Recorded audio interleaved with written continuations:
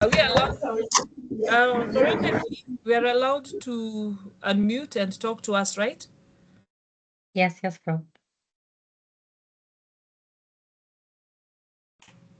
Hi, Lorraine. Good morning. Good morning, Prof. I'm here.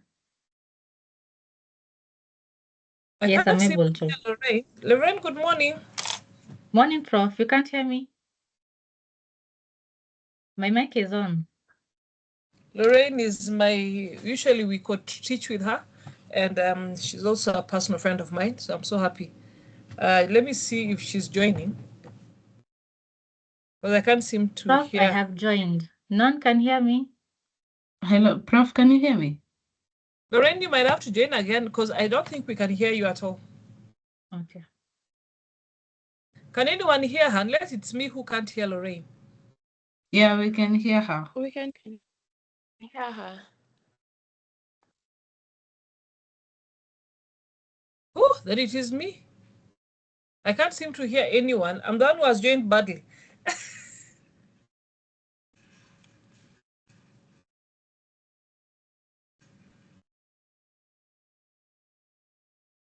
Wow. Just a minute.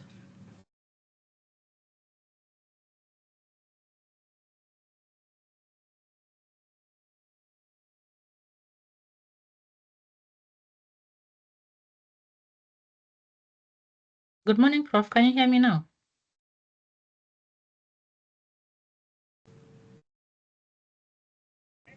How is it that the students can hear me, but I can't hear them? Try rejoining again.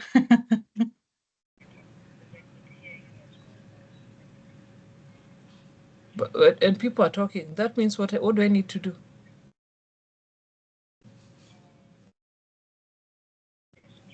Prof, if you can't hear them, just leave and then rejoin. So.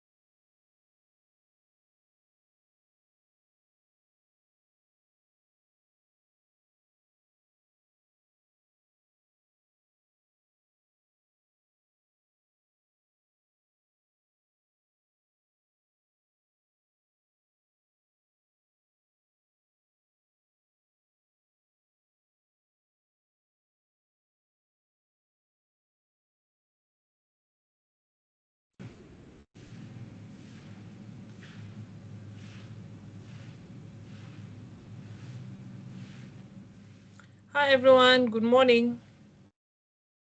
I'm just doing a test. I don't know if anyone if I can be heard well. Hi Lorraine. Hi, Prof. We can hear you, I think. Can you hear us?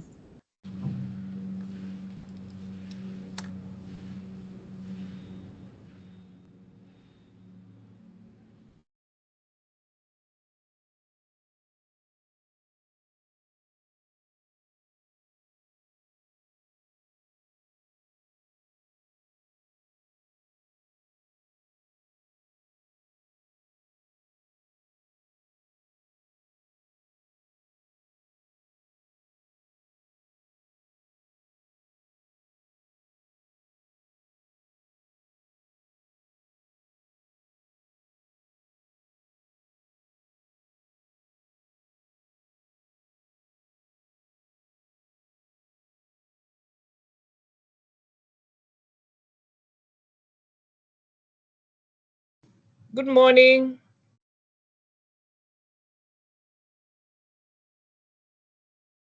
Good morning, Lorraine. Morning, Prof. Ah, awesome, nice. Okay. Wow, I What did was you worried. do?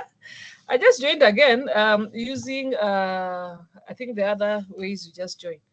But now I've joined on the browser, not on the app, I think. Either way, it works. At least if I can be able to then select a window. We're doing that. Share.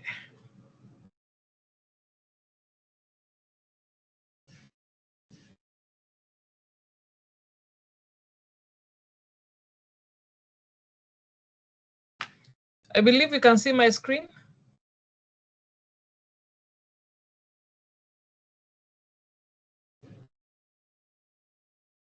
Yes, we can. Yes. So for Lorraine, I won't be able to see the chat. So in case of chat, anything on the charts, you'll have to support me on that one.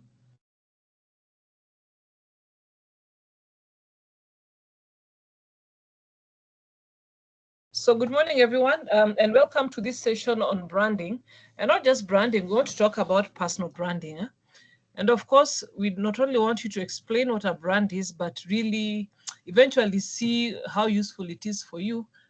Actually, the main thing then should be one of the objectives is for you to create your brand. Now, can you see my picture? Can you tell me what you know about these people? Any, pick one.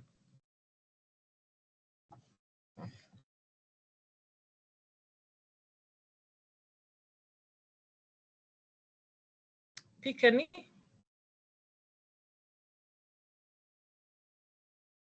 What comes to your mind when you see these pictures?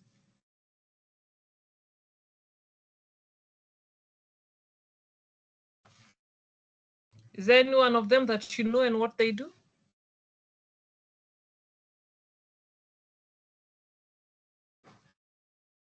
Prof. Faith Jepkemoi says Bill Gates, founder Microsoft. And then Cynthia Kangede says, yes, they are some of the wealthiest men in Earth. On Earth.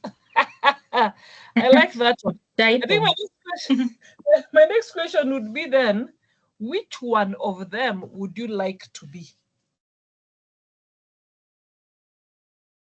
If you look at these guys, Lorraine ungependa kuwa mgani? Is there any? Bezos. Bezos. You like to be Bezos? What about our students? Which one do they like to be?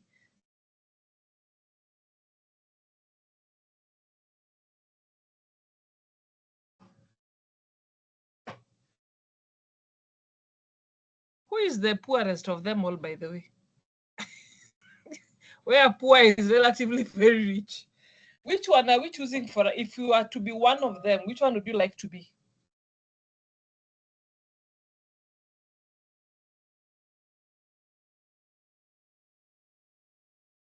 Hey, ladies, remember you can unmute and speak to us.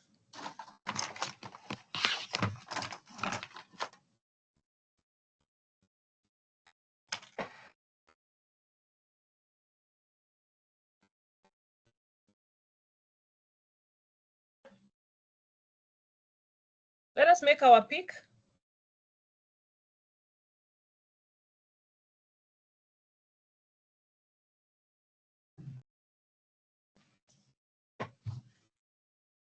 Jepkemoi says probably all of them. Probably all of them are. Oh, God. Probably all. You know, there's something that these guys have done that is so different. So the question then would be, is it just a matter of making something and being famous? How did they do it? Because if you look at Bill Gates, he's done software, right? Is he the only one doing software? No. And any of the ladies in here are capable of doing what all these guys have done. What would hold you back from being one of them?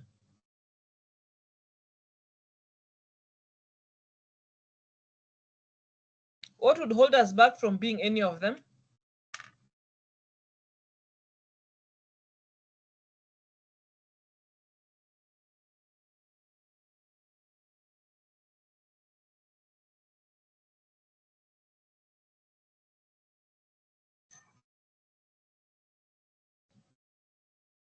What would hold us back from being any of them?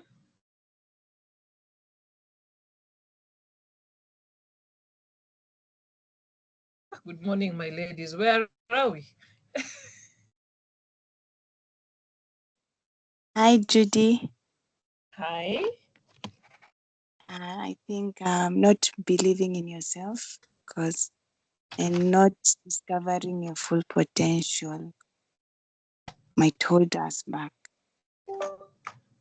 And that is pretty true, that I don't believe I can actually do it.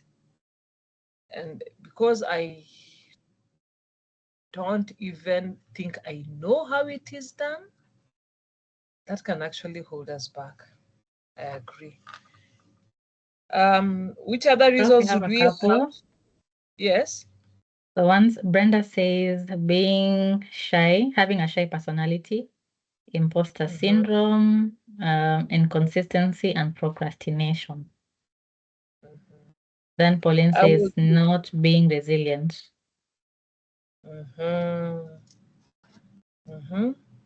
So if I look at those two at least, in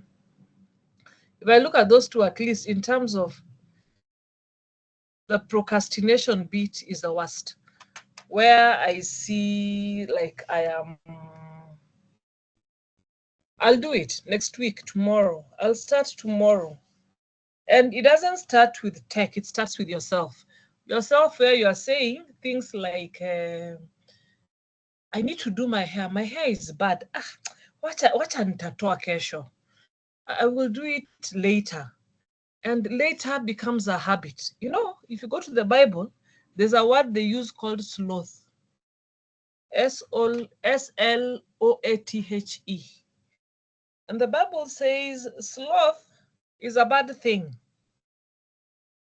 It is a spirit of laziness that comes into our heads. It starts with simple habits like not doing your bed every morning. Like sometimes you polish your shoes, sometimes you don't. And it just becomes, then you get better with it. It's like a thief who starts by stealing sugar in their mother's house. They end up with a gun in somebody's, outside somebody's car. It's progressive. And one of the things, if you look at these guys, they were resilient. They thought about things and they dared out. They dared out in terms of they decided, I'm going to do something about it. So the most important part is to risk it. What is the worst that can happen to you by trying?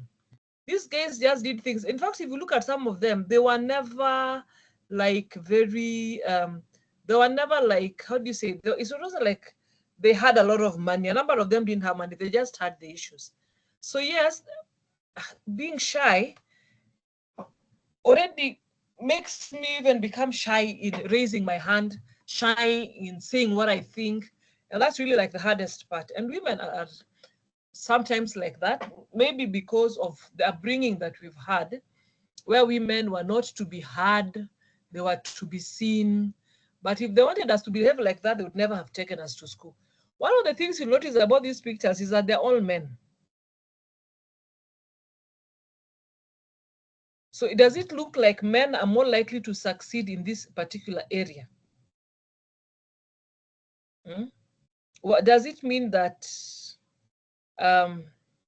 women cannot succeed? Is it that men get better support than other people? In Kenya here, one of our greatest tech successes in innovation was M-Pesa. And it's if someone in a university would think about doing something about M-Pesa and it being what it is now, then there's nothing that stops Pauline from being the next innovator. Totally. So you'll find like women, like for men, they have a lot of free time by cultural and societal upbringing, that women do not have that luxury. And that is why I repeat all the time, and women refuse to believe me. We wake up at 4 a.m. That is the only time women can be successful. Either it's 4 a.m. or you sleep late.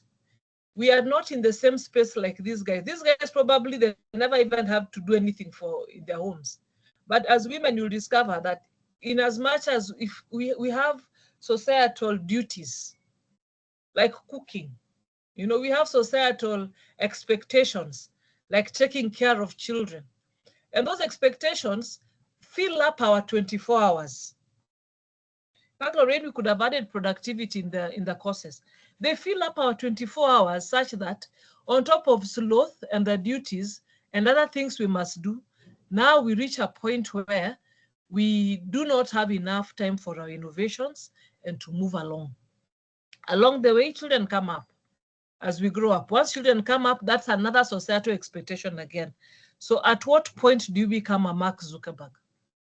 At what point do you become a Bill Gates?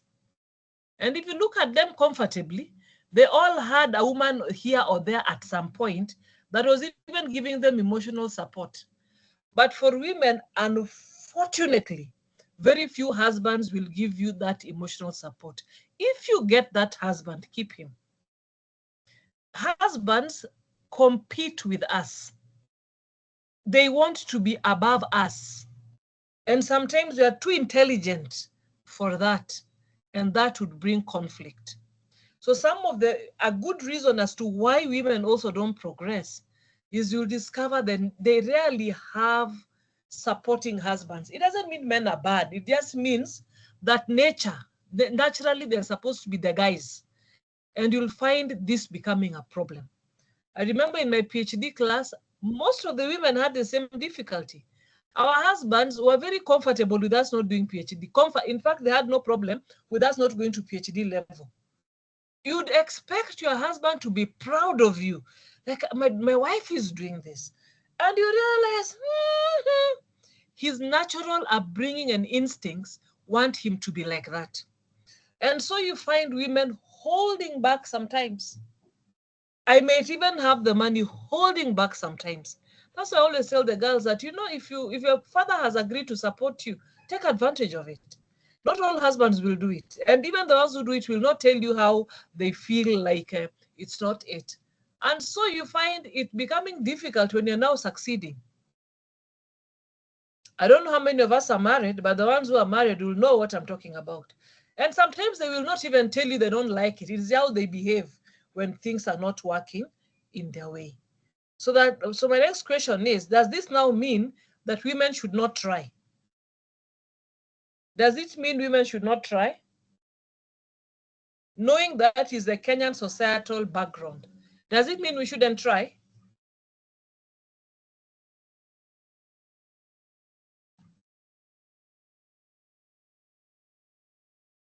What do you think?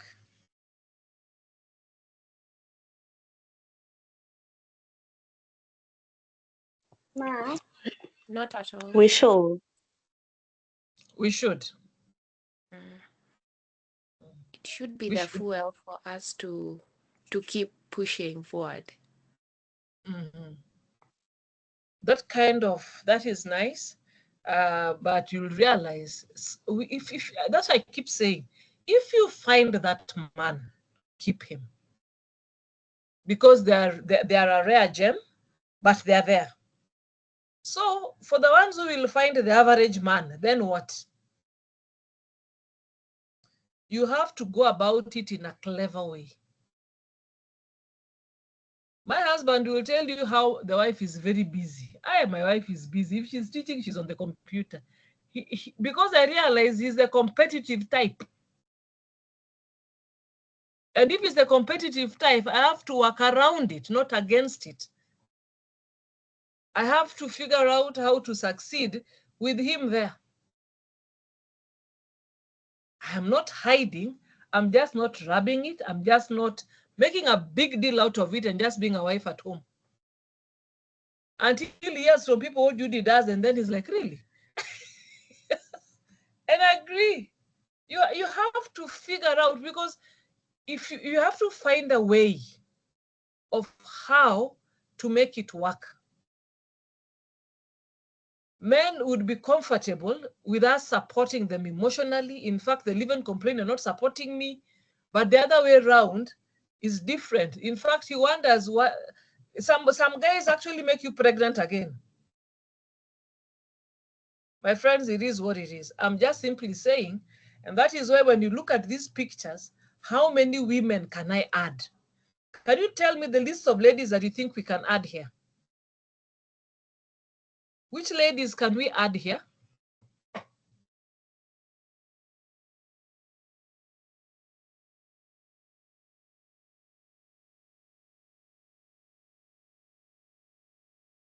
Which ladies are anywhere? At least one that has really tried. Oprah Winfrey. Yes, Oprah's done well. And she has stood very well. And if you look at Oprah, she just says she has a partner. We don't know whether the partner finally became the husband. But you realize she's also being those ones of on the side, you know? It's like I have to do my thing, and she has to mellow down in how she does her thing. But she did it. She succeeded. And she is out there. Any of us can be an Oprah Winfrey. If you look at the backgrounds of people like Oprah, where they started, and how they made it, and how they pushed on, and how they have lived it, it's work. That is why I made a rule with my life. I am up at 4 a.m. except Friday. Friday is the day I sleep in. And not that I sleep in Kabisa, I sleep in up to 7, where we have a meeting with Akina Lorraine. So it's not like I sleep in Kabisa until whatever. I have purposed. I have purposed. I have purposed. I have purposed. I have purposed to create that time for myself. And creating that time doesn't mean at 4 a.m. you're busy running around the house, no. Creating simply means for me, I'm lucky that the guy I have, for him, he would sleep in the mornings. So that allows me to get up. I go, I've created space outside my room where I can open my laptop, I can do a few things, I finish so much from 4 a.m. to the morning hours. But if I tell you what I've done until this time, you'll be surprised. I've woken up in the morning, I have done my devotions, cleaned my house even in the morning because I was busy over the weekend. That by 5 I was done cleaning. By 5 I did some examination reports and results. That I finished that up to about 5:40 there. At 5:40 we're doing a menu for my daughter's school for the exams. I went through it. By 6 I was done. From 6 o'clock I had some writing to do. I finished at 7.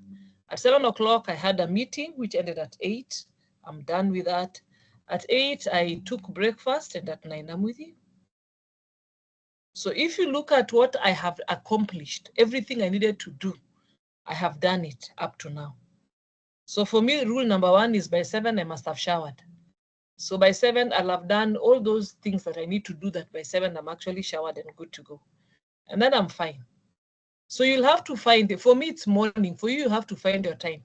So now I can, if I meet you now during the day, you'd imagine that we've just woken up and met, and this is my first class. Unfortunately, it is not. So basically, I usually do my first class at 7. Today, it wasn't to happen. So you find by the time I start my first class at 7, I've probably even written a chapter somewhere. I have thought about my business, going round around it. I've done things. So does it then mean if for me that works for me? So for you, you have to figure out what works for you. Are there any other ladies other than Oprah that we may consider? Ladies other than Oprah? You should be on that list today. Michelle Obama should be there on that list. What has she achieved?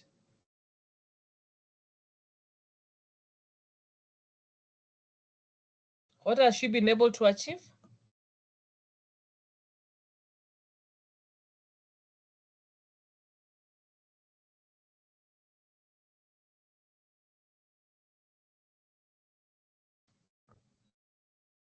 As a person, she's done what?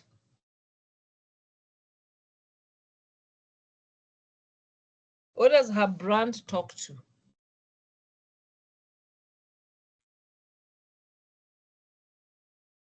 What does a brand talk about? You see now what I'm talking about? I know she's an author, right? She's written a book. Is she a motivational speaker?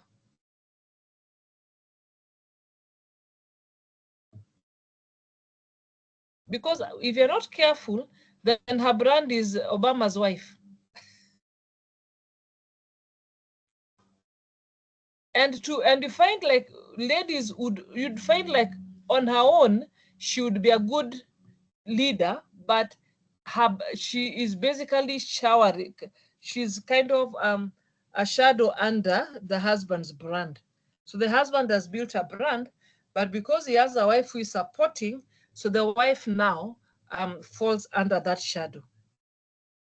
The worst thing about falling under that shadow is if it turns out to be like a Bill Clinton, the moment he's cheating on you, then that brand of his falls and your brand also falls at the same time. So you'll find like Bill Clinton's wife will even hear her. So it means if your brand is shadowing on somebody else's brand, then you're as good as that person's brand is okay. So if the husband of Michelle turned out to be a bad person, then you'll find Michelle's brand actually disappearing. And so when it comes to brand, the question I will ask you is, what are you, and Natasha, what are you, Aisha, you yourself, what are you known for? What do we say about you yourself, right? Can you have an example of another brand? Another lady who is trying. Lorraine, I believe you're typing, right? The guys are typing? Yes. I have one. Celestine says, okay, maybe she can go. Okay, it's Martha. Jane Wanjiru Mishuki. She's a lawyer and recognized as one of the big lawyers. And her firm, she's the managing partner of Kimani and Mishuki Advocates, which is a firm that is recognized one of the best performing firms legally and financially worldwide. All right. That's a nice one. I have not heard much of her though. If I'm in the legal field, I would know her, right? Yes, she doesn't practice in Kenya. Oh. I believe she's in the States. Wow. And that is very nice. I like that example. So if she's done it there, so other people would also make it. I think I really like that example. Awesome. Any other example? One last example? Celestine says Zaha Hadid. And who is this?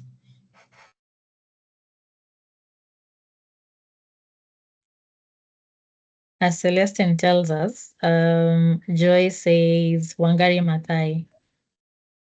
She established a brand so well, the Green Belt movement. Till today her name still lingers.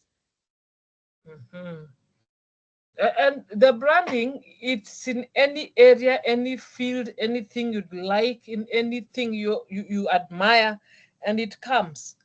And they have done a lot of work. Like Wangari Maathai, at some point, she was removing clothes. I remember at somewhere around Nyayo House. I think they were fighting against land being grabbed and all that, and the women really fought.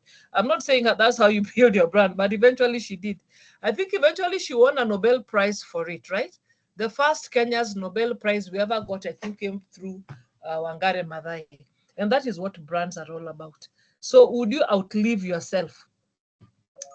A brand is going to distinguish me from other people.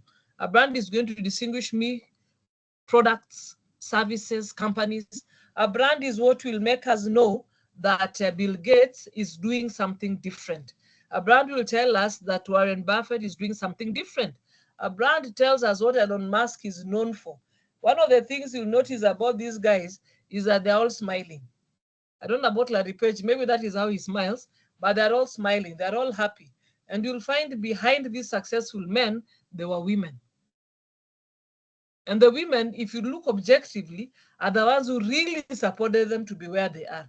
Bill Gates eventually divorces when they're old enough. Their children are old, but he made sure all along a clever man maintains a wife.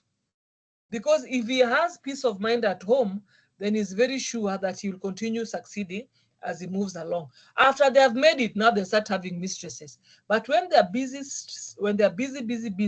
struggling to make these brands that will distinguish them from other people, other products, other services, they're very resilient in their lives. And that is why as women, we have to be very resilient in what we do and how we manage our mental space when we decide that you are going to build a brand and you have to live by that brand. It will communicate to your market who is Judy and what does she do. It will tell them who I am and what Judy represents. What does Judy represent? It comes also with your culture, your habits, and your things.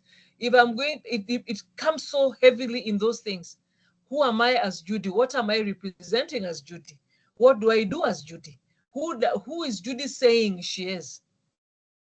You know, for me, it depends on where you meet me. There are people who see me in cyberspace and they know that is where Judy is an expert in. But there are people who see me in industry and trade. They know I'm a very serious government negotiator, negotiating on behalf of government. That was the face of my life. And then there are people who know me as a health economist, really struggling to ensure we have finances for health.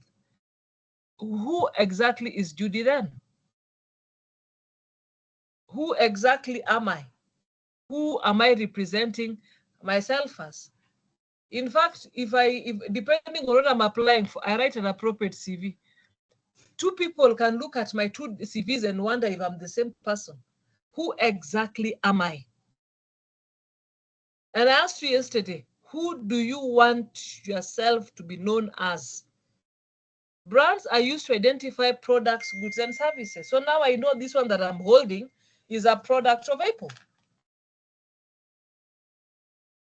The most important thing is really how to create that experience of a product. When you have that phone, there are certain things you're not expecting to happen. When you have that laptop, there are certain things you're not expecting to happen. When somebody trusts Brenda or Catch, they know Brenda will deliver. When I talk to Catherine, I know Catherine always keeps her word. And Catherine becomes the brand. And Brenda becomes the brand. And Faith and Farida becomes the brand. You have to be consistent. That is what branding is all about. I have to define my character so well. And the worst part about brands is that building them takes time. Destroying them is a rumor. A rumor is enough to destroy my brand. If you look at all these brands, you know them. If I look at Microsoft, I know what Microsoft is. If I look at Amazon, I already have a very big idea what my expectation is. To the extent, I can even tell this is a fake Coke. I'm like, this Coca-Cola is not tasting like Coca-Cola. Because I already have acquired and I have crammed the taste of Coke. So if it is not tasting like Coke, then it is not Coke. That is what brands are. Can I say this with certainty about Cynthia Oginga? Can I say it with certainty about Julian Kinyanjui, that if that is Julian Kinyanjui, and then this is what I'm expecting under her name? Can I say the same thing under Lindsay Omoto? Then I say, and this is what Lindsay Omoto represents. Lorraine. Yes, Prof. Because you've known me for a while. Who am I? What are the things you know about me? Well, Hey, Prof, you've put me on the spotlight, yeah? Yeah, soft skills trainer. For a while now? Yes. Entrepreneur coach, mentor, or is it mentor?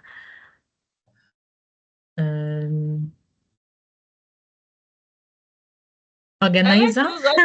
Organizer. I'm an organizer. Yes, you know how to call shots. Economist. That one tops the list.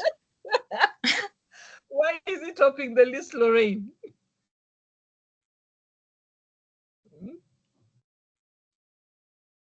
And You that really is know what how to cut on budget.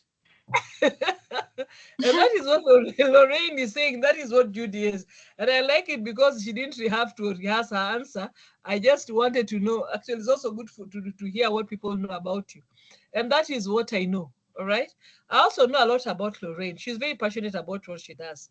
And she's very dependable and reliable. I can bet on Lorraine at any particular time. If Lorraine says she'll be there, Lorraine will be there. She has never failed to be there. That dependability is a very strong trait about a brand, that people trust that if Lorraine says she's coming, then I've never seen anything that has happened that has prevented her from coming. She will show up. She will be truthful. If she knows she can't come, which is rarely the case, she'll just talk about it. Lorraine gets things done. Lorraine is someone I can fall back on without having to wonder if she says she'll be there, she'll be there. Is that what I can say about Lisa? Is that what I can say about Lauren? Who exactly are you, and what do people know about you that is so good that they would pay money for that service? So good that they would do all that for the service. To the extent that now you are at where Apple is in 2024, that you have created 516.6 billion, and not Kenya shillings, in dollars. That Microsoft was at $340.4 billion. You guys, people are making money as we are dreaming. They just got up and did it. Look at how much money we're looking at, what these brands have brought them. And it has started from a classroom, from a meeting, from a conversation in the staff room, in the conversation in the where people are having lunch, and ideas and partners have come in. I met Prof. Paula and Prof. Ambalaba to SIU. I'd never known them before, but the partnership has created Cyber Shujaa. I met Serianu through USIU. I've met Kenya bankers, a very lovely Fidelis. And that partnership has created training for over 2,000 young people. It has created jobs for over 2,000 young people. Just that meeting, just that saying, I will try, I will start, I will believe, I will look for the money and I will provide. What is exactly stopping you? So I'd asked you to tell me what you'd want to be known for. Is that okay? Can I hear it? I'd asked us to think about this question. What can you say about it?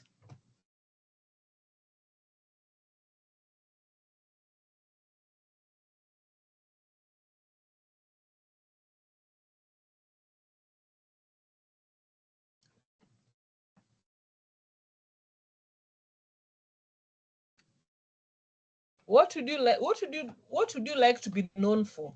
This is liking. This is not what I am, because it's different. Me, I'd like to be at the level of Bill Gates. Level, yes, but that's not what I'm known for. What if you are to dream, where would you want to be?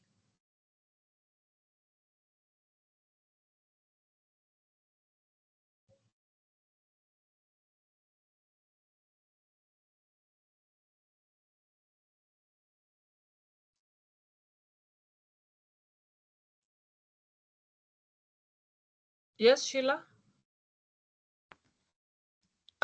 Good morning. Mine is more of a question about Mhm. this question. Is it okay for someone to for me personally to not want to be famous, to want to do, maybe I'm doing well, maybe I want to do well for myself well enough, but not to be like people like Bill Gates and Elon Musk and the rest, but just to do well for myself enough that I'm comfortable. And is that okay? That's limiting. I'm Not not asking really you to. limiting, but okay. In a So situation what where you would don't want to be famous. you don't like publicity, right? Yes. I think I really like that question. In terms of, I don't want to reach that level. I just want to look for just enough money that keeps. But then the other question is, what then is enough? Because I teach economics and resources are never enough. What would then define enough? I think enough for me is have the kind of house I want and the cars and all that, but I don't have to be famous, like to be, I don't like publicity personally. So the question is, supposing I come up with a software, like you come up with a software and people like it, would you then reduce how much you're selling? Would you Okay, then say, that I'm going to sell 30 because I don't want it to be to go overboard? No, I can't do that. No, So you'll like find even these guys, when they start off, the intention was never to be famous. Actually, if you look at the likes of Bill Gates, the intention was never to make so much money, was just to come up with solutions. So the moment you're coming up with solutions and it works out very well, you get it. And then the rest just follows. You know what I mean? Yes. I can give you an example like Chandarana Supermarket. How many are they? There's so many. I think countrywide, like major cities. For the longest time, we just used to have 2 or 3 of them. For the longest time, Chandarana has never been a big supermarket. In fact, there are Kenyans who don't even know it exists. But with the time, when you do something nice, it's like when I decide to become a singer. The moment I'm singing and I'm singing for sale, you'll find people liking the song, right? And you find yourself in a position now where it's gone over and above you. But unless I want to restrict my singing to, see, like these Ohangla singers. Ohangla singers sing for a crowd and they are done. They rarely want to go to other countries. So they're singing just for the Kenyan group. You can never, but you can never, one is defining what is enough will be the problem. And 2, a good thing will always find its way out there. So for Sheila now, you'll have to figure out how to manage it. And if the world is not fair, if you create a good thing and you yourself, you don't pursue it, others will pursue it on your behalf. Okay. You see, like the way you can start like an Uber, like the guy who starts Uber, then he doesn't work hard on it. And then before you know it, your Uber is now struggling against Little Cab, Bolt, and you find yourself now struggling to bring it up again, And that is why if you're lucky, you have innovation, you go through it. Branding is not for people like publicity, but in the issue that we have to afford food or we have to afford things, you find that it becomes like important for you to go the whole way. When I was young, there was something called Xerox. Not just Xerox. Xerox was just Xerox was a photocopy.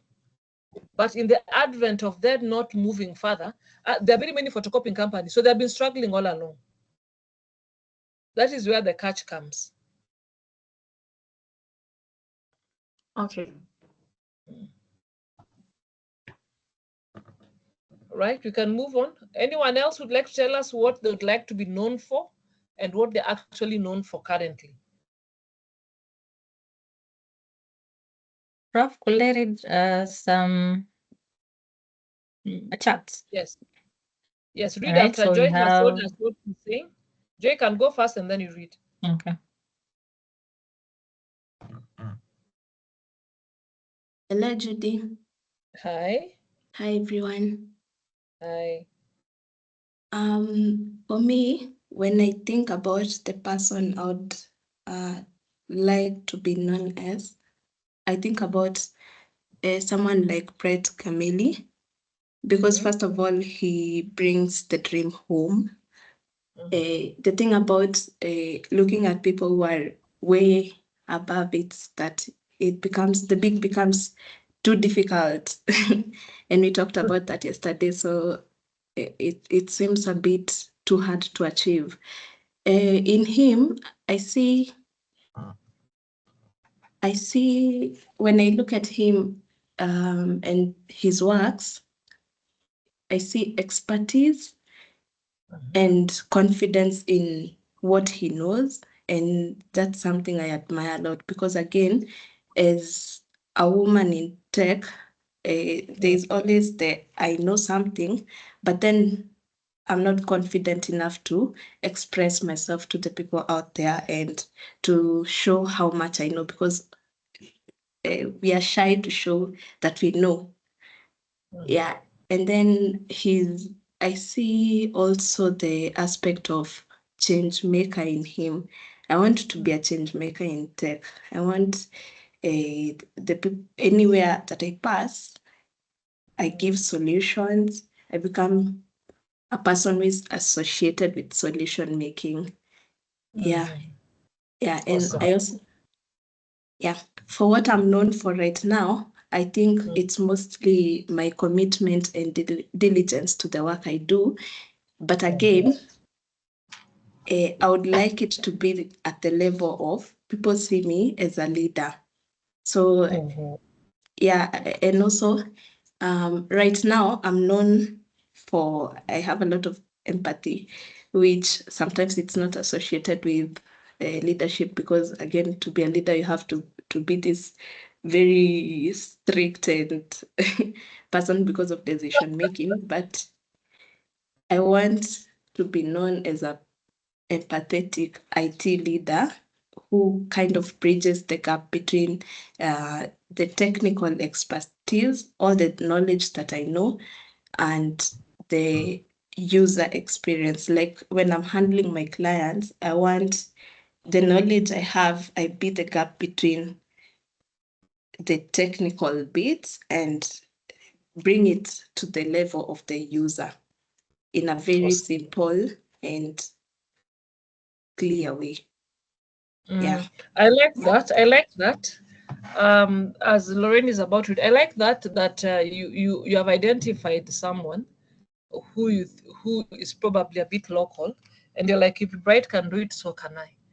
And I'll let you know that it's hard to be where we are at.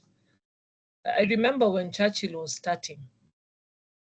I remember it was just by a group of actors, and I happened to know one of the initial producers of Churchill. And you could tell it back then. I don't think they even knew it would reach where it has reached now. But they have made it. They have made it. Churchill eventually became a big brand, right? And became a very big thing, and he has moved on. But I'm looking at the guys who actually started Churchill, and they are trusting that the process, that the hard work and the process will pay off. That eventually worked. So yes, as ladies, we are feeling like we cannot go. But when I look at those group of guys, there were actually three, if I look at them, they had kept trying and trying different things. What I like about them is the resilience, that they never gave up. And they kept trying and knocking through doors of media houses. Eventually, Nation picked it. But when they were starting, it was a bit hard. And they eventually just, guys, do it. And I think those are the doors we need to knock. Again, it's good to have leadership skills. You cannot be a leader if you're not empathetic. You have to understand people to lead them. Only that you need to know what level now not to cross to go to the other side. But I do like that kind of thinking. Lorraine? All right. Let me start with Aisha Halifan. She says she wants to be known for cloud security. Cynthia Kangede says she wants to be a wealthy investor in the tech space and entrepreneur in the clothing manufacturing industry. Jionis, or how do you pronounce that name? Mwakisha. She says she wants to be a lady of change. So that is, she wants to impact others and improve lives selflessly. And then you have Lisa. She says she wants to be a game changer in her home, breaking chains of poverty. She wants to be known for making a change or being a change maker in her family. Pauline says she would like to be her mother's pride. She wants to be the go-to person for her friends and family, and also she wants to be a successful person in her career and have impactful to all. Cynthia Wakuru says, so what she's currently known for now is an IT student who is quite active with digital advocacy, especially in her uni's ICT club and on her social media platforms. She believes in acquiring knowledge because transformation starts with the mind, with quite the fashion taste. Yes. I love those ones, and the mere fact that we are really very, how do you say it? We have diverse things that we really want to do, and that is very nice. But I'm hearing leadership, I'm hearing careers, I'm hearing success, I'm hearing change, I'm hearing, impact, I'm hearing, things that I want to selflessly impact others. I want to be known for these particular things. And all that is nice. There's wanting to be known as, and there's now I am known as. And what you basically want to do is to bridge that gap. The question is, what are you doing currently that now takes you to where you want to be? These people were purposeful.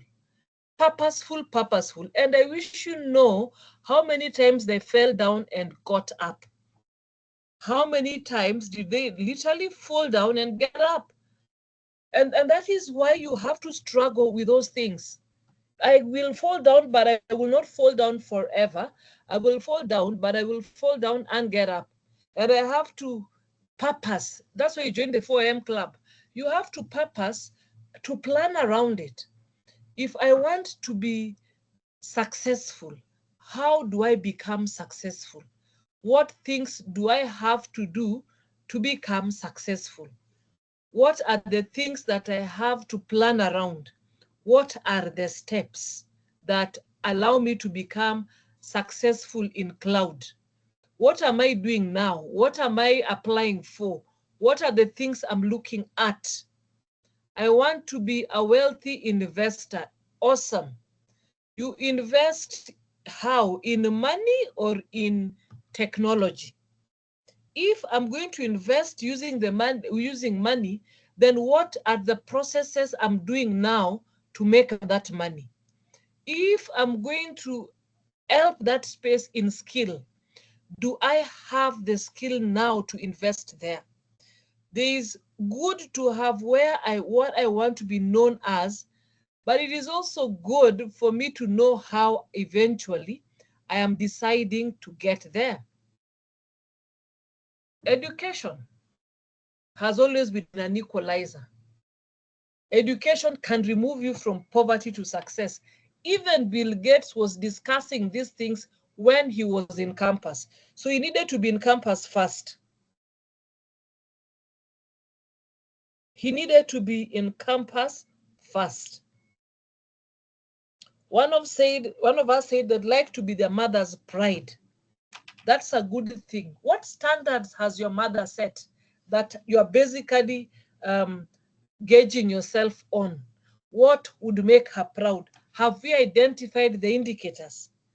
Some others are proud if they receive money. So as long as I'm able to get money and they see money, they are good. Pesa ni sabuni ya roho. It cleanses the heart. So would I want to go over and above? What exactly would I really want to do to achieve that? So it's important because a brand helps you get there. You see, if people know I am credible, then I'm more likely to make money. If people know I'm credible, I'm a go-to person, I'm more likely to make more money. And if I'm making more, the credibility is a big thing. It helps me get there. When you have a brand, people are able to assess or apportion some level of quality to the work that you do. In China, you can get third-grade materials which are being sold in Kenya here. In China, you can also get world-grade materials which are being sold abroad in the US. So what is your brand? What is your brand exactly for you? Right?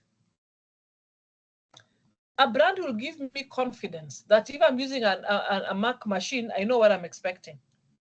And the moment I become an expert in something, I become loyal. I am loyal to House's Paradise. They sell electronic appliances. Their machines, anything they have sold for me has never gotten spoiled. They just grow old. So I would go to the supermarket and I will find the same thing at a slightly higher price. But I want to save myself, because it's electronics and I'm a girl, I want to save myself all the hassles. And they always have ready technicians. When I call and tell them, by the way, me, I don't know how this thing is working. And sometimes they say, they give me the fundi. Then the fundi says, the technical person says, so Judy, for it to work, first you have to put it on the socket. You know, you can get angry by like, when this guy knows that things I don't know that these things use electricity. Then he tells me, Judy, just relax. Let's do it step by step. First, go and remove it from the socket and then return it back and put it on. And then you realize that, yeah, I didn't even put it in the socket in the first place. The guys know me. So I don't have to strain. I then become so loyal to this product because I've set a comfort space with them. Brands will differentiate and make us stand out away from the others. I want to look at the brand Lorraine. Lorraine, can we check your LinkedIn? Okay, let me just share. Just a minute. So we look at the brand Lorraine. What is Lorraine branding as?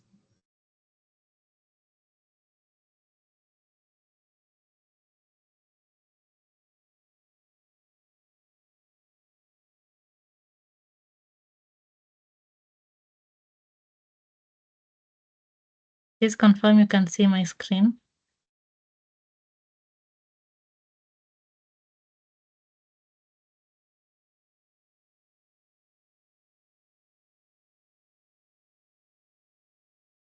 Please confirm you can see my screen.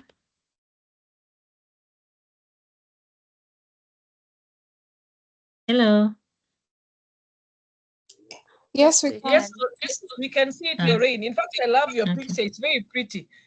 Thank you. So tell us about your brand. All right. So I'm currently a research associate as well as a soft skills co-trainer.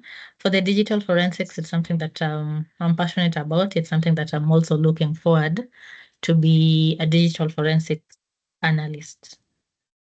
And when you look at my background picture, that justifies the digital forensics bit of it.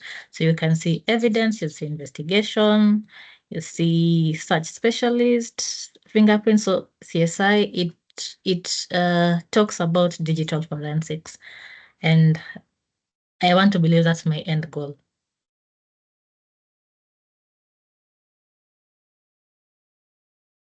Prof? Nice. So thank you so much, Lorraine. So Lorraine is telling us who she wants to be. I like the fact that Lorraine is open to work. As women, you don't just sit down with one job and then you're like, you have to be very open to a lot of things that are out there so that if people are hiring, they actually may consider you. She's open to work and she's even given us, I can see where she's written details in SOC analyst roles and things like that. So this is the brand Lorraine. She's a soft skills co-trainer, and actually that's what we do with her. We've done a lot of work with Lorraine in terms of research. We have our industry report that is out there, which Lorraine really supported us in. And Lorraine is also just an IT graduate from USIU, having done her degree there, and she's actually just good to go. So when you look at the brand Lorraine, that's what she'd like people to know about her, that this is who I am and this is what I do. I like the fact that she's on LinkedIn site. So it means potential guys are able to find, guys means I mean here employers, potential employers are more likely to find Lorraine there and consider giving Lorraine a job. So Lorraine, of course, not now, would then go further deep into the kind of things that she has done. Lorraine, are you sharing more? This is it. But Lorraine, Yeah. you need to build up your network to 500 plus Yeah, connections. so it's actually there intentionally. I'm actually capping it so that I just don't pick any person randomly that might not help me in the future. So I'm also picking who I want to connect with. Lorraine knows her scope. Lorraine has identified the spaces she wants to be at, not just like Judy. Judy, she's everywhere. But Lorraine would continue and look at what she really wants. She's passionate about safeguarding landscapes, being a solid foundation in cybersecurity principles. She's listed all the things that she can do and the skill set that she has, and she's committed towards professional and personal growth. Thank you so much, Lorraine, for this. You find like if and then now the next thing we want to see is if Lorraine says she's actually this kind of person, then what else would it basically mean? You know, if she's this kind of person, what else would this basically mean for us? It does what she writes as what she does there become equivalent. You can see she's a soft skills trainer and she's been doing it for a lot of time. She's done tech support, she's done quality assurance, she's listed experience. Anybody who wants to employ her can comfortably look at the things she has done and can really consider whether Lorraine is somebody who they would want to hire or they would want to give some work. So if you look at a lot of these things, Lorraine is very consistent in what she'd like to be. She's very consistent and purposeful in how she wants to be known. And she has started well. She's still young, has started well, and she's bound to progress now further from here. Is that okay? Thank you, Lorraine, for that. Again, Lorraine has done a lot of work in terms of self-growth. In self-growth, you can see she's gotten licenses and certifications. She's growing herself over above the USIU degree. She's struggling to at least show the different licenses that she has. You know the licenses required for tech are so many, as we said yesterday, you cannot do all of them. But I must see that you are making effort in self-growth. Remember, there's what I'd want to be known as, but there's what I am doing now that leads me into being what I would like to be known as. So Lorraine is building a brand, isn't she? If I was to employ someone, I would actually employ this girl by saying, this girl is doing well, this girl is learning, this girl is trying, this girl is applying, this girl is doing things, and she's somebody who comfortably now work with me. Isn't it, Lorraine? I would employ Lorraine any other day. Other sites, she's even telling us she's a volunteer. She does volunteering work. She's a social worker. Here we want to, the people who want to be known for being empathetic. Is there a place where we are at least seeing you volunteering or doing certain things? You'll realize that in terms of philanthropy, you have done quite a lot. Where philanthropy here, I'll be talking about the kind of things women do, but we don't consider them as things that we do, right? So you'll find in terms of philanthropy, and some of us have done these ones, you list them down. Even if you're the Sunday school trainer, there are people who train, you're in charge of Sunday school. You write that there. So I'm in charge of Sunday school, why not? She's listed her skills, which are very nice, and you can see she has 22 of them. She's just listed 2 for us to see. If you want further, you go down. And then she's gotten a couple of people who know her to write recommendations for her. And if you go and now search Neville, Neville is all over. He is known. He is known for, he's a SOC analyst, he's a pen tester, has done CH, digital forensic security analyst. So if this guy is recommending Lorraine, who is in digital forensics, if Neville says that he thinks Lorraine is nice, then maybe Lorraine is just good. What I like about Lorraine is her ability to participate in things. So now you can see in publications, she has the African Annual Cybersecurity Report 2023. She has a Shujaa Industry Report 2024. And I know she's writing a paper right now. She's doing a paper right now. When it is ready and published, I am sure she is going to do what? She's going to present it. But where did we meet Lorraine? When Lorraine was the first or the second cohort of Cyber Shujaa. The first one. The first one. Yes. She emerged as one of the best students. She got the Excellence Award in the Security Analyst program. So good she was that we kept her. We didn't let her go, and she's still here with us up to now. So you see, Lorraine has worked hard on it. And then now she talks about her languages, she talks about her interests, and that is a brand Lorraine. I'll ask again, who are you? What have you written? And she's young, she's straight out of campus and doing a very good job.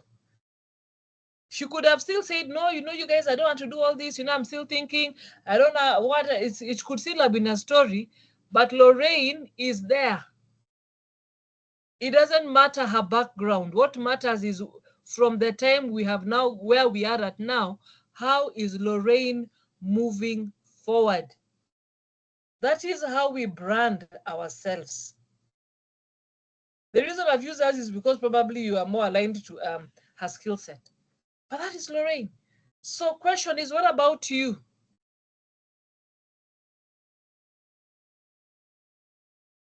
What about us? And some of us, we have done what Lorraine has done. Maybe we have just not presented it very well, because that is the other challenge. I can be the same kind of person, but I have never just presented myself in a manner that somebody can actually see what I do and they comfortably say, I would like to be this kind of a person. We proceed. Minute. Thank you so much, Lorraine, for sharing your personal story with us. We truly appreciate that. So how do you build a brand? First, ask yourself, Judy, who are you?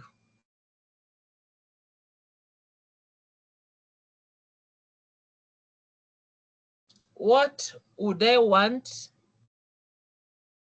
to be? And again, be realistic with where you want to be. What exactly do you want to be? It's okay to dream, by the way. When I grow up, the only problem of when I grow up sometimes is we limit it to what we see and what is available for us. Me, whenever I'm saying like my goals and dreams, I put the best in, the excellent, the expert in. I look for the highest level verb on that thing. And that is the one I put next to me.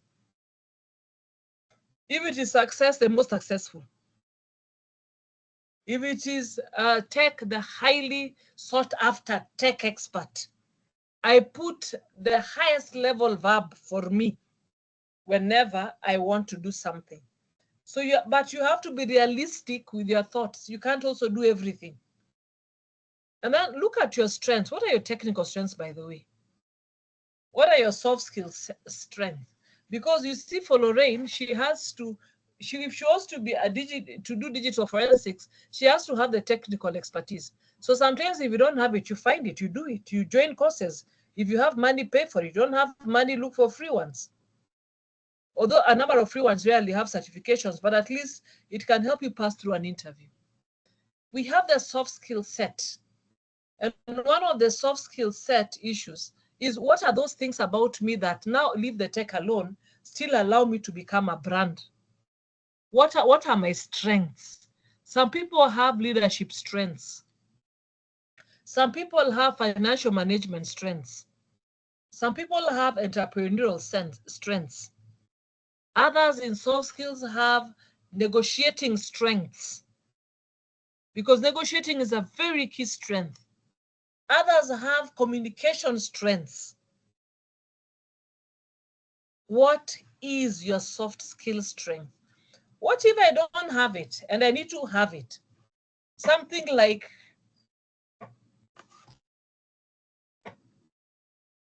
procrastination. Work on it. And you work on it by reading a lot about it and doing something about the reading. Go on Pinterest, look for how not to procrastinate. Go to the Bible, find out what it says about procrastination. Read a lot about it until it becomes boring unless you do it. If you don't know, if you're shy, start by doing videos of yourself and seeing the areas you need to improve in. Being an introvert is not a skill, because it is hard for us to be on our own. Human beings were made to be social animals. So whereas some people are comfortable, me, I don't talk much, I'm an introvert. No, it's not a skill. Because introverts spend so much of their mental space. They talk in their head, they have a conversation in their head, they judge in their head, they conclude in their head, they forgive in their head. Their heads are very busy. And that is why some of my colleagues are thinking it's a social issue which makes you unhealthy, but then eventually it turns out to also affect your mental health. So how can I get out of that? Start with the simple things. People are going for lunch, go with them. Allow yourself to laugh in public. Somebody has said a joke. There's nothing that stops you from laughing. That is as simple as it gets. And then you have to identify your audience, find out who they are, because you have to write the right content for the right audience. That is why even in movies we have limits. We have age limits, like what is the audience for this particular one? Who am I talking to? So once I know what I want and how I want to be identified, I now take my time and read a lot about that area. Watch podcasts, keep searching, go online, go to referred journals, consult, find out. If you want to be like Bright Gamaliel over, wait when he's giving a talk, go and listen. Most likely he'll talk about his story there. Maybe there's something you have in common. Listen to Kina Oprah, listen to people you admire. As long as they're not musicians, those ones are in another level. Look at how the opportunities they picked.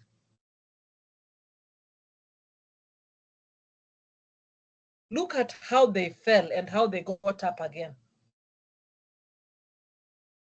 So that is where the literature investigative research on your thoughts are. And then you'll find the more you read about it, the more you probably don't want it, the more you probably have another way of getting at it, or the more probably you know that I'm really on the right track. Because once the brand is out, you only are supposed to build it and not change it. If I'm changing it positively, so that I'm very consistent with how I want my brand to be. Have a plan on how you want to do. Then you summarize all these things in one statement. I am Judy, the soft skills trainer. I am the digital forensics expert. I am the, and then develop a very good communication plan on how you want to do your brand at the end of the day. So if you want to build a successful brand, you'll have to choose your niche. What exactly is it? I must have it. I must know, what do I really stand out as? For the longest time, I have been training now. And I've been having this challenge in my mind in terms of how then do I give back to the church? So I've always had this belief that, because I support a lot in education, that my ministry is in education, I will do whatever it takes to support education. And I mean it literally, and I actually work around it. But then I'm like, I'm such a good teacher outside. Why can't I just not then teach in church? Then I'm like, what will I be teaching? But I'm like, Judy, you've been teaching economics over and over. Why can't you? What is it? Because if teaching really is, or communicating with others really is my thing, then maybe that is it. Maybe I'm looking in the wrong places. Maybe where I am at is the best place for me.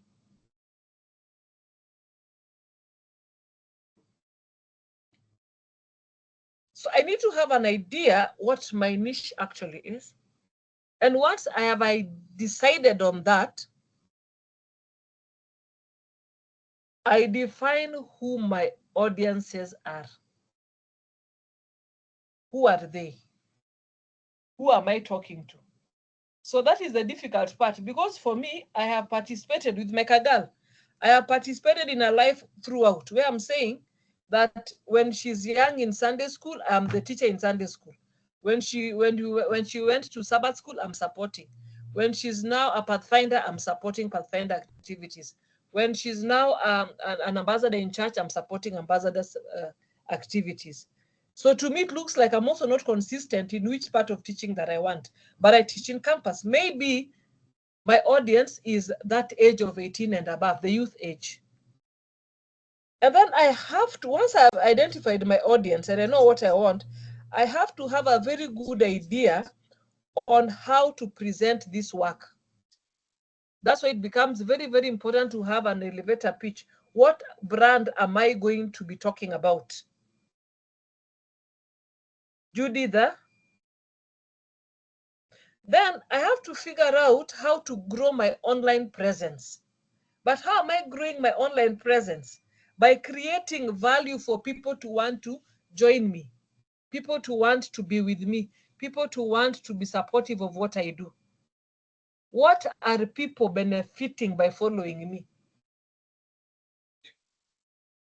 Somebody told you, I follow you so that I can see what Shujaa is offering. If that is, then I've created value for them. There's something they can see in what I do. So I am even thinking I now need to change and create better value. You can work with influencers in your niche area if you want to. But you just, and working with them doesn't mean you write a contract with them. You just follow them, see what they do, read what they see, follow Judy Ngure, see what she does, Catherine Muraga, see what she does, Paula, see what she does, Nabiha. Follow Nabiha. Nabiha is very busy. Follow Nabiha and see what she does. So I'm just saying that it doesn't mean that you have to know them one-on-one. Working with the people in that area and seeing and commenting, already people start seeing visibility of you. When I'm building a brand, I have to embrace networking because we have to work with others. And you'll realize that a lot, especially in tech, builds into one another. One side supports another side properly. My guys, we'll have to learn out loud. Branding is not for everyone. It has some disadvantages. And the learning process never ends. Every day is a learning matter. Me, in fact, I like the Shujaa team. Every other day I hear new things from them. Things that I would never have imagined can actually happen. Me, I've reached a point where I'm never embarrassed. I just ask, and what is that one? There's something I heard them say the other day. I just ask, that one, you've lost me there. These things happen every other day. Please mute if you're not talking to us. And then you have to learn, when you're branding, you have to learn how to use social media wisely. So I'm very particular about the things I even like. Right now, I'm following up on a narcissist group. And the reason I'm following up on the narcissist group, because when I like something, the people I like also see what I'm seeing. And for women specifically, is you realize that a good number of women are living with narcissist husbands or living with narcissist fathers, and you don't know, and that influences your growth. So you'll find, for me, when I follow those things, I am even particular about what I like. And usually you'll find it is someone going through something similar to that, and I'm telling her through my liking that, by the way, these things go on and happen, and you are not the problem. Somebody else could be the problem. So whereas you sit and think I'm the worst woman on earth, my husband hates me, my husband is cheating, and the worst thing about tech is the moment my mind is miserable, I cannot think tech properly. I am putting my mind into the hate, the anger, the despair, the everything. And the same head is supposed to create programs. How? Our brains can only do so much for us. So if I for my social media, I'm always very purposeful about what I like. I'm purposeful about the groups I join. I'm purposeful of the things I listen to. Because when people who follow me or who see me see what I'm doing on the other side of social media, it needs to resonate with something that comes to them. You cannot be doing one thing on one side and doing something opposite on the other side. It kills your brand. You say you want to be a leader, but are people seeing leadership skills on your Facebook? Or are they seeing a very reckless person on the Facebook? When we are branding and we want to be known, we try as much as possible to be clean, because social media can be another thing altogether. Social media can break you. There's a lot of cyberbullying. How do you want people to respond to you? When you're going to put yourself out there, you have to work twice as hard to keep your space clean. And then you have to embody your brand daily. You have to look at it every day. You have to improve on your brand every day. You have to learn and see how to successfully grow it every day. And so when I wake up in the morning, I look, one of the things I do for 30 minutes is to see what went wrong, what went nice, and how can I improve on it. That what I do for 30 minutes every morning. And what went wrong could be something like how I'm timing my going to class that is making me late again. So that is what went wrong. What went wrong should be plus size. I did not plan my meals very well, and so I was hungry at some point, and so I couldn't deliver my lesson well. What went wrong can be something as simple as that. When I was doing the programs, I forgot to add this, and this has now caused misery for some of who I'm working with. What went wrong can be technical, can be anything. But every day I have to ask myself what went wrong and how can I avoid what has gone wrong. So you have to work hard on your brand every day to just see how to improve it as the days go by. Now, when you're building your brand, don't overpromise people things that you can't do, because it goes really negatively on you. You promise things that you can. If I say I'm a soft skills trainer, I am a soft skills trainer, and I can actually do it. When Lorraine says she's a soft skills trainer, she is one. She has the content, she has the notes, she's done it over and over. And then when you're branding, don't be too defensive until you're wondering what you're hiding. You can be vague in areas you're not so sure, but don't make it look like I'm always defending myself. In cyberbullying, that is how it becomes bullying. That people are saying, and so you're struggling to defend it. It just doesn't work. And for Sheila, when you're branding, you can't hate publicity. You have to like it, because it will happen. And publicity doesn't have to be positive. It can also be negative. So you have to be able to embrace publicity as it comes. If it comes negative, I know how to handle it. If it comes positive, I know how to handle it without having to brag. A brand that doesn't offer value is not a brand. A brand that doesn't offer value is not a brand at all. You must offer value. So I want you in your own time to write your personal branding statement. Maximum. Don't let it pass three sentences. That's a paragraph. It can be just a one sentence thing, between 1 to 5 sentences. And then once you've written that branding statement, then you try to explain to yourself, what would you like this personal statement to communicate to your potential target market? Because eventually after branding, we're basically selling. What exactly are we selling? When I'm branding, I'm selling what I do. Lorraine is selling a soft skills trainer. Is she not doing soft skills training? So when she says she's a soft skills trainer, the question is, what does that mean to a potential market? Soft skills can be taught to anyone. I teach it to tech staff. The non-techs seem to have it, but for the tech staff, we struggle so much. So I teach it to the tech staff. So if I write my personal statement, how does that relate to the people that I want it to relate to? All right.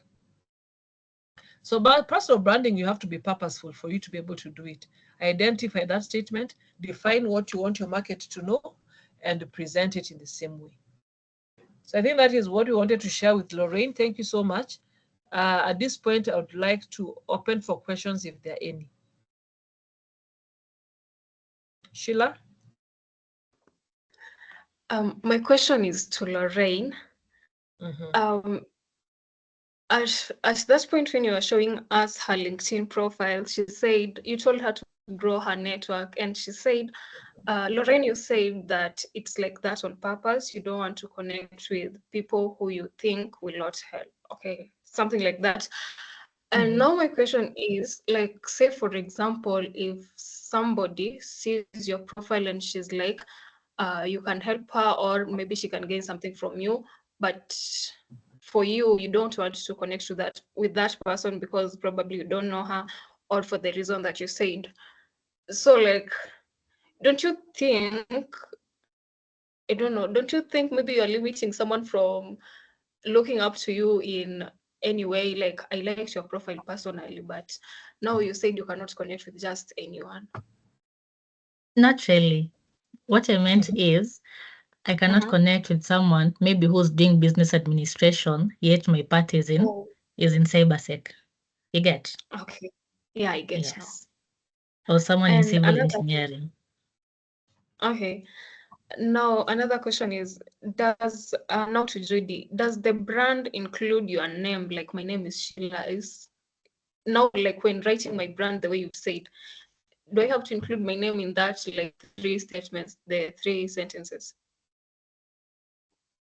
Not necessarily that you have to include your name. It can just be a statement, because most likely it might not be me. It's like a service I'm offering. You get? Okay. Most likely it's a service I'm offering, so it doesn't have to, like, you look at the Nike, how do they brand? How does KFC brand? You know, how does Apple brand? It's actually an apple, but it's even somebody has on the side and there's something it is presenting to people. So what you want with a brand is, when I read it, I can connect it to something. When I see the bit apple, I can connect it to machines, computer. You know, it has nothing to do with food. So when you're building it, you build it like that, you know. And also want to comment on choosing who you want to have.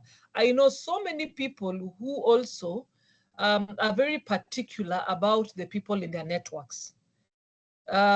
Because one, probably we are not in the same area, but also two, people also read a lot about others. You know, I'll give you an example of the States. In the States, it's very common that the sex offenders are registered, right? And it's very easy to know that someone is a sex offender. So I'd want to avoid that one from being part of my network. So I can purpose it by careers, but I can also purpose it on certain likes and dislikes, which are just normal. Sex offender would be on a higher level, but probably it's a group that I don't associate with. I don't have to connect with that group. Okay.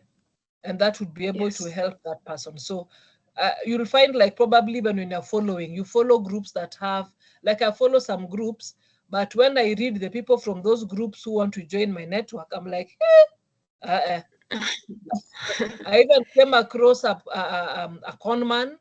Would I want, you see, the moment you see the part of, when I bring them into my group, I'm exposing the people in my group to them too.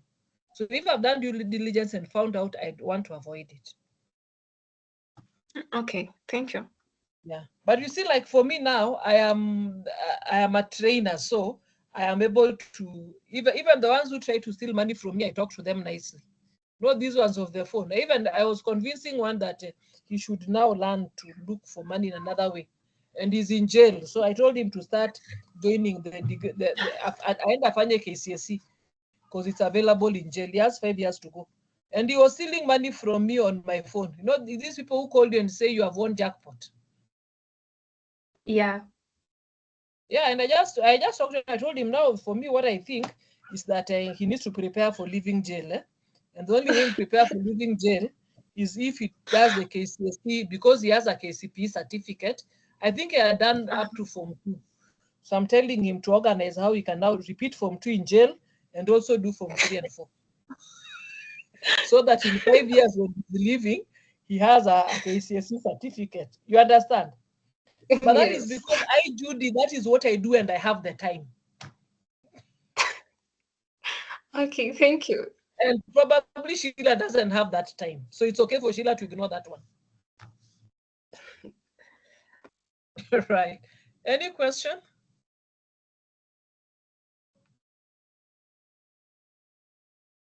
Yeah, I agree with Joy. It's okay not to, yeah, being an introvert is not a skill. There are certain things that are our habits and we think they are okay, but technically they are not. In fact, if you look at the medical classification of illnesses, you'll be so surprised what is in the list.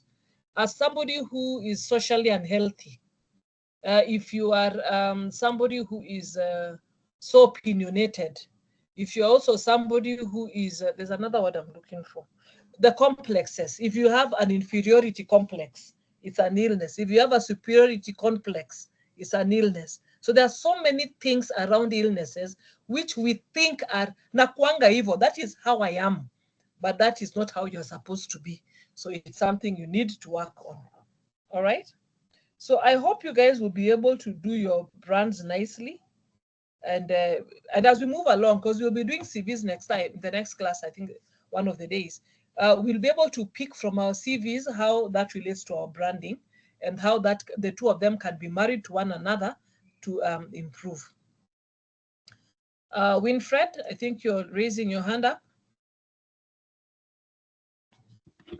Okay, hello. I don't know if it's a question, but maybe it's a concern.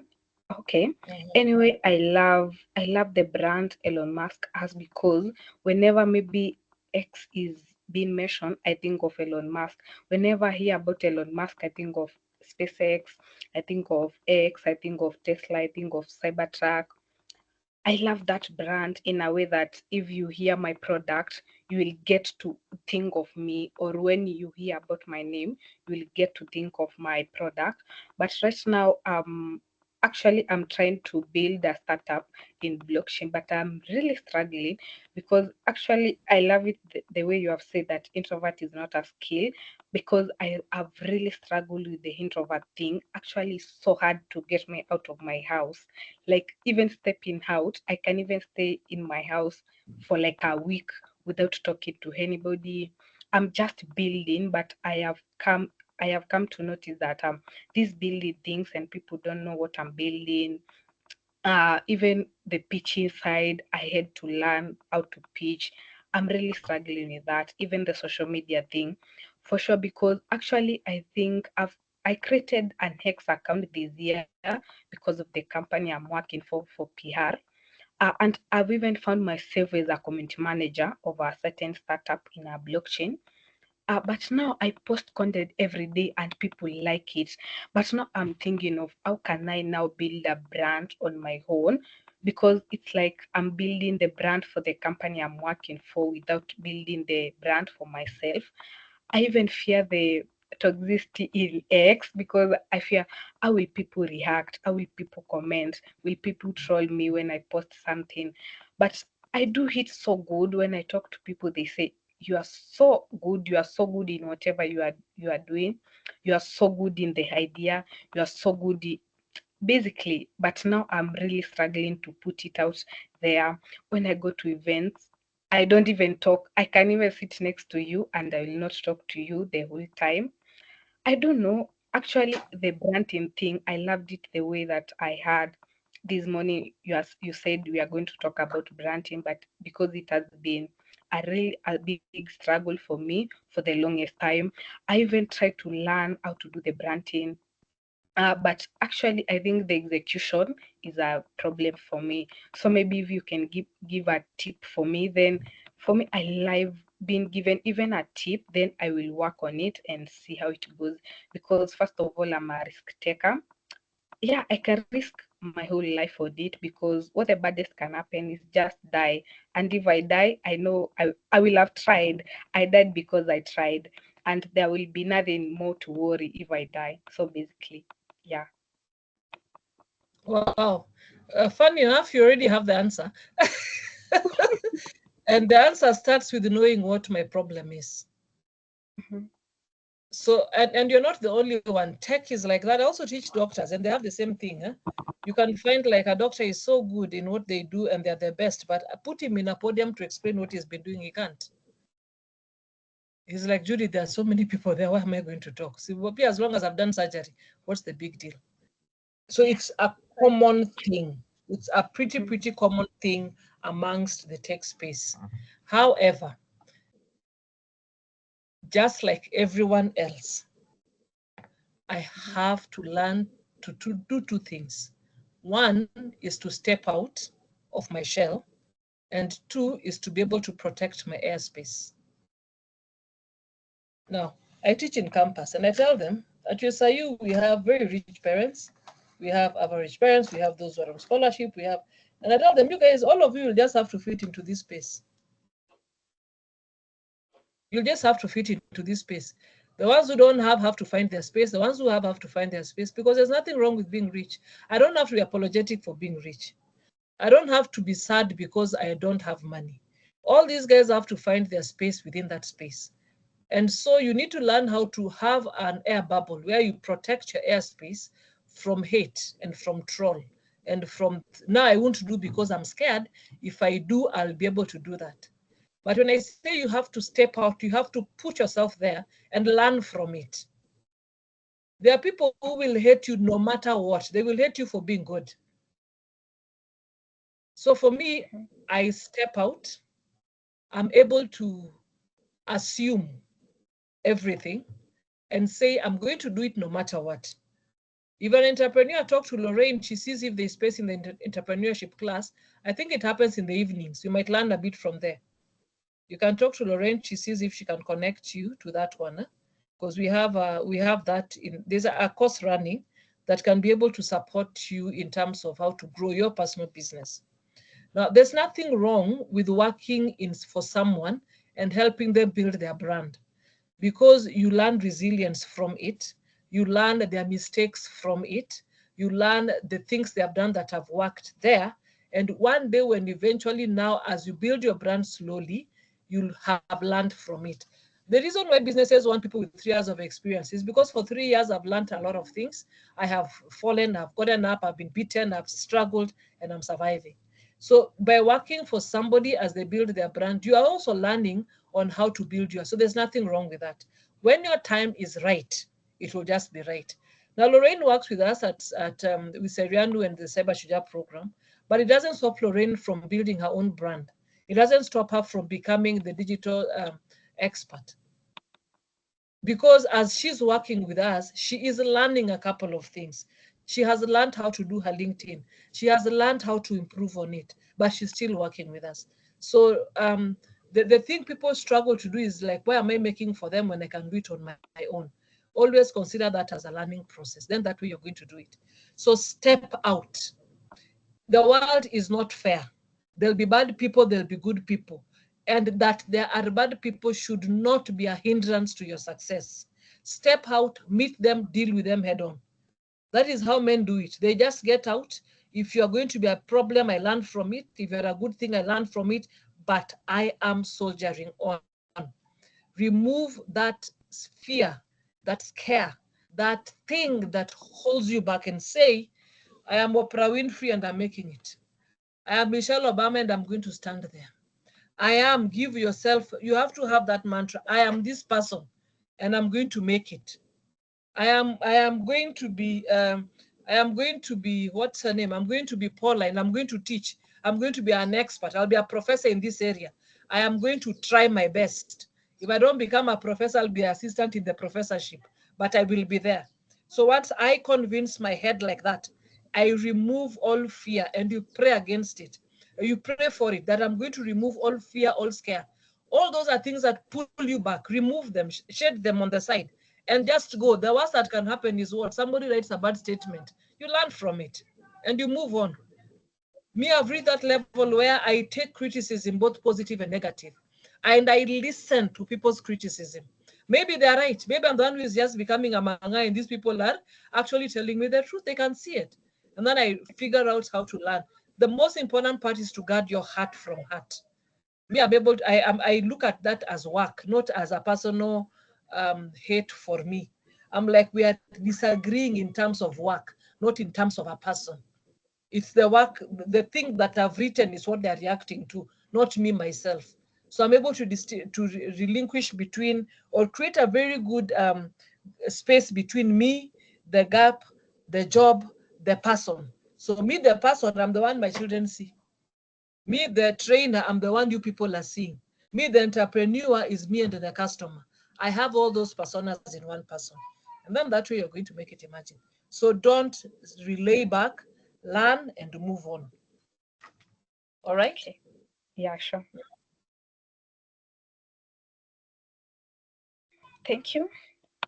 You're welcome. And I think lastly, we can listen to Joy.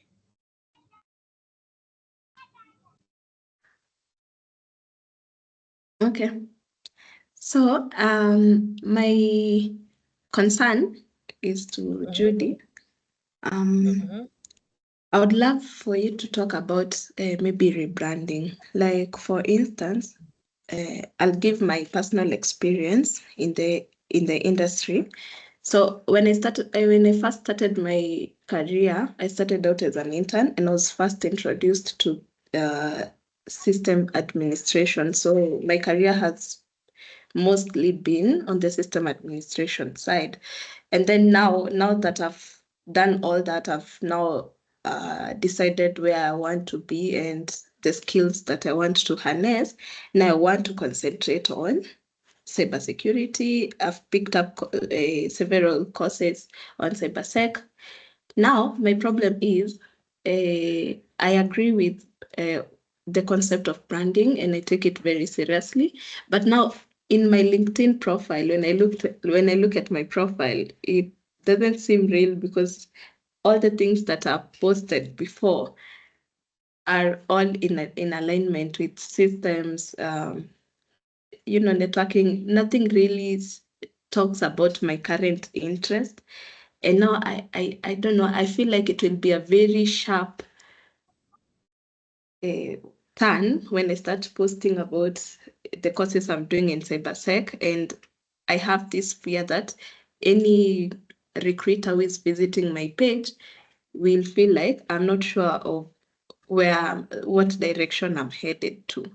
So what can you say about rebranding, or how can you shift seamlessly from like one line? You get my question? So sometimes the thing is you can't delete an experience, can you? You can't, there's some years you can't delete from your life. I would look at those as things that were building me on to being something else. People will see the shift. So you'll write the systems admin as one of them. You see the way Lorraine wrote digital, she didn't, then she added soft skills, is it? So that when somebody sees your systems part, they can see it in your work, but they're starting to see, because it is time that does it. They're starting, then you start adding experiences on top of the ones you had. It's because you're doing certification now in things. So the more, and LinkedIn is a continuous build up. So you'll find this year, it will not look like I'm serious, but by next year, when I have 3 certifications, I now start seeing becoming serious. So you'll write it there, but you'll start putting in now those interests as what is creating that interest as you move along. Now I want to see this women in cybersecurity certificate coming up. You'll have done cyber threat coming up. You'll have done some courses on top of what you've been doing. So it flows naturally with years that now you are improving, and you're actually now taking a turn into cybersecurity. Initially there was no degree for cybersecurity, isn't it? It came from other courses. Now I'm not going to delete those other courses. They form part of my grooming and my background in cybersecurity. A time will reach, knowledge of cybersecurity will be an added asset because everybody will be required to know it. When I was in computers, it was a big job just to teach people Excel. But now Excel is part of what you need to know to be doing certain things. So that experience that you've had before is okay. It's very relevant. It is there. You don't delete it. You allow it to stay there, but then now add cybersecurity and then progressively do things to fill the cybersecurity part. That one is a years thing. It will take years to build on its own. Because you cannot delete the systems trading that you have from your head, can you? No, you can't. No. It is just part of it. It is who you have been and who you are. It's only that now I'm also adding this one too. Because somebody would want to know, like, before cybersecurity, what were you doing? So it's okay to forget. It will just flow seamlessly, by the way. It will flow naturally. Yeah, it will flow naturally with the time. Only thing is be sure to add anything you get. Any new cybersecurity thing you get, add it. Any new, add it. Even when you have not finished, you can even put currently undergoing a training in, to just show that, by the way, I'm in this space. The moment you done this one right, completed a training in, so that people are seeing they need to, we'll do CVs tomorrow. I need to be able to show and tell that I'm showing. I'm not saying I'm just cybersecurity expert. I'm showing you why I think I'm a cybersecurity expert. Okay. Yeah, so make sure the CV class, you don't miss out on it. Yeah, sure. All Thank right. you. All right, lastly, Jerry, because I have another class at 11. Jerry, lastly, we'll still be meeting, guys, the whole week. We'll still have other sessions, and we'll still be able to ask more questions, okay? Martha? Oh, okay, thank you. Actually, mine is not really a question. It's just to speak into what Joy asked, because I'm in the category of people who made like a total about 10 career-wise. I have a background in accounting, and one day I just woke up and I was like, I'm not doing accounting anymore. So when it comes to my LinkedIn, just like Judy said, I didn't delete anything. I just started posting my learning journey now that I have switched careers. I didn't think about it, go into too much, strategy or how to make people see the change. I just went with posting my learning journey, posting what I get to know, sharing what I find useful from also other people's pages, reposting. So yeah, it can work. Actually, yours is very close to cybersec. So it will be easier for you or more seamless for you as compared to mine. Thank That you. is true. Okay. Thank you, Martha. Thank you, Judy. Thank you. You're welcome. You're welcome. You're welcome.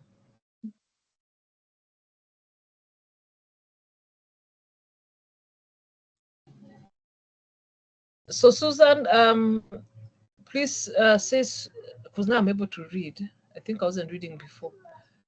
Please assist on tips to help someone who has a fear to do something, or someone who does not believe in themselves, especially the tech place. You find yourselves to know a certain concept, but letting it out is difficult. Susan, this is what you do. First, you have to have confidence in the thing itself. Do a CTF when other guys are going for CTFs. Do challenges when other people are doing challenges. So first you have to be comfortable that you can actually do it yourself. If I'm in tech, I have to be comfortable in the things of tech space. Already you see you've joined a Cyber Shujaa Women's Program. That is already a step in hand. So one of the things I said is to step out. Like you have to get out of that comfort zone. You have to amua to you're going, that I'm going to try and do this. And once I am comfortable in what I do, then I'll be comfortable in the spaces where those things are done. So if I am more cloud and I have read and understood cloud, even when I go to a space where cloud people are, I will have something to contribute. So the fear of doing something, the fear is procrastination, and also having a complex about yourself and others. Start small. Start small. Start small by doing things that, being in spaces that are not tech. Start small by, say, your group in church is going for a picnic. Go with them. That's how I get out of it. I now start getting comfortable with the people and start volunteering. When they say, who has a question? And you really have a question, ask it. When they say, who has an answer to that question? As we've just had our friend telling us, yes, I've done that before, and this is how I did it. Do the same thing. So the two areas is, one, you have to learn to become an expert in your area.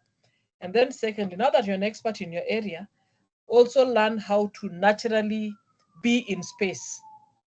For an introvert, sana, they don't even want to be, just be in that space. Laugh at people's jokes. Sit in the sitting room when people are sitting. Laugh, joke a lot. That allows you to open up. Now, in the belief in myself, I always start with what is the worst that can happen. The solution didn't work. I try again.